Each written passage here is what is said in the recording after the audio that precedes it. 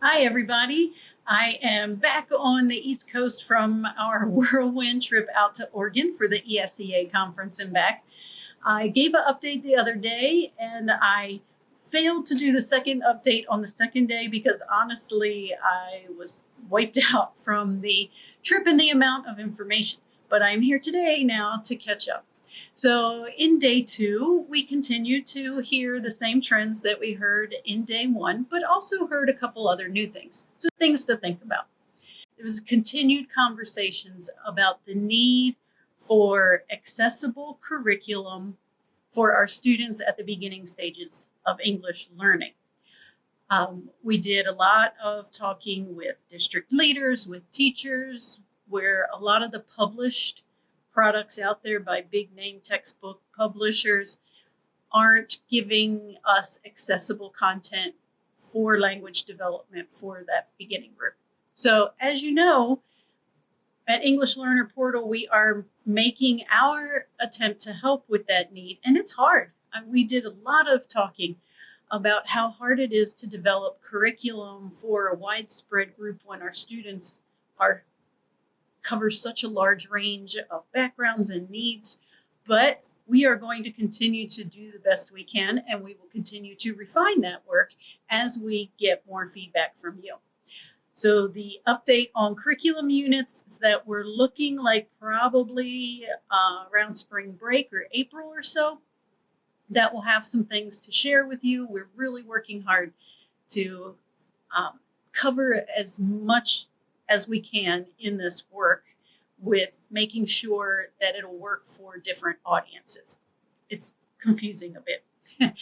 And in that, as part of the conference, another exhibitor there was the Buck Institute for Education, PBL Works, which was wonderful because I am a firm believer in that project-based learning is the best approach for English learners when it comes to content instruction, getting engaged, developing language and content knowledge, and the fast track to developing background knowledge that may have been missed because our students do not have a full U.S.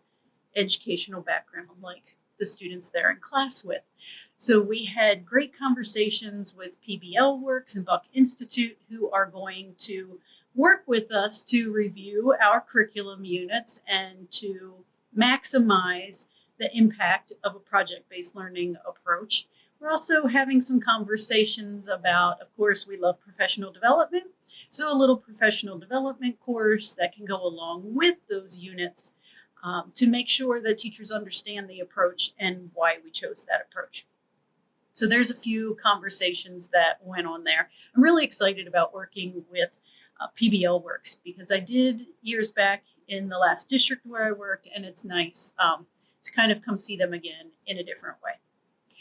The other topic that came up in a session with the U.S. Department of Education, I thought was very interesting. We always talk about how there's not a lot of research in the field of K through 12 education when it comes to what really works for English learners. We have all of this science of reading research, and we talk about how, yes, we agree with that, but then there's that, great city schools accompaniment where everybody got together and said, yes, but, or yes, and, yes, that's true. And with English learners, there's also these needs.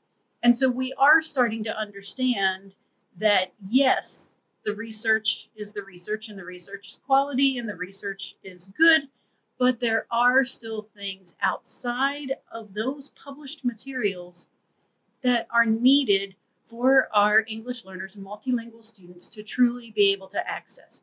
We can't keep saying that the science of reading has been proven and this is what we do, and therefore we don't have to worry about other groups or students with particular needs.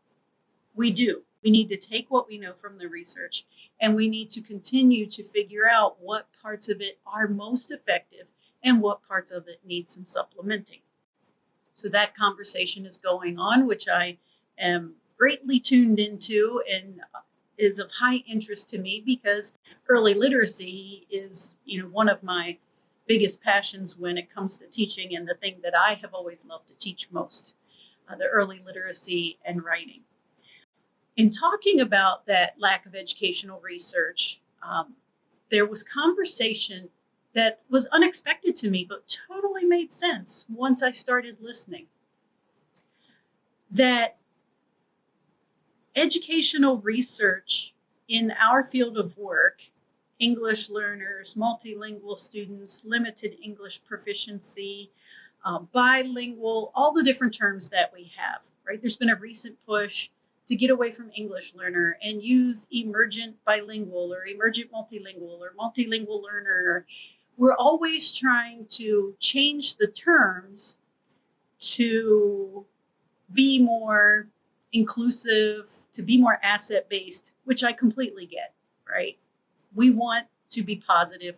We want to be respectful. We don't want terms that seem to diminish what students are bringing. I get all of that. It comes up also with long-term learners that maybe that's negative. Maybe we want to call it something else. But here's what was pointed out in the research.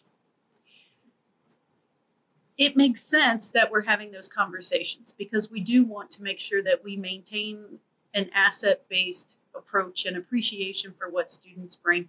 And while we don't really want labels, unfortunately, labels are part of what we do. So we want our labels to be positive. What is happening, though, is that in the research that's going on, the findings are getting very confusing and muddled because it has come to the attention of researchers that as educators, we are calling students, groups of students, phases of development, different things. And so when we go to read the research, what I think a multilingual learner is, or what I think an English learner is defined as something else by the person over here or the person in that district, or over here, we're calling it this. And because we're not using a common set of terms and a common set of definitions for what those terms mean, the research is getting very muddled. And then the research is being applied to the wrong people because in my mind, they're talking about this student, but in the researcher's mind, they were talking about something completely different. And I found that to be very interesting. And I wish I had a specific example to give you. But they just brought up the point that as the U.S. Department of Education, they need to come up with a way to address some of this labeling and the constant change of terminology because it is confusing the research. And it's confusing the communication between experts, which gets in the way of making progress and educating others. So another interesting point. We'll see where that takes us, but interesting conversation. They also said that as they move forward to renew the laws over the next couple of years, I believe they said 2025 is when the next renewal process comes through. And they're looking at what needs adjusted and what accountability looks like, and that there will be a good push for bilingual education. So something to think about if you are a district leader and you want to always stay ahead of the curve. Bilingual education, dual language programs will be a big push from the federal level in the coming years. So just something to keep in mind and start informing yourself about. Let's see, what else did we talk about? There was an amazingly cool tool at the booth next to me where the virtual reality, instead of wearing goggles, it was built into the screen, and I was able to dissect a cow with this by pointing a stylus at the screen.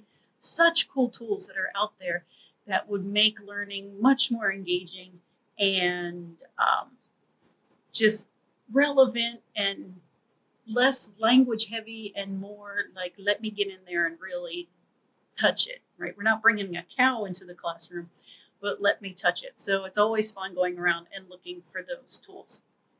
So there is my update for now, and hopefully you will be joining us for future leadership coaching webinars so that we can continue to talk about these big ideas and other things as we move into spring planning and getting ready for summer work. So these are our conversations from the conference, things to keep in mind, food for thought, and rested up, ready to get back into work. So thanks for listening, and I'm sure we'll talk again soon.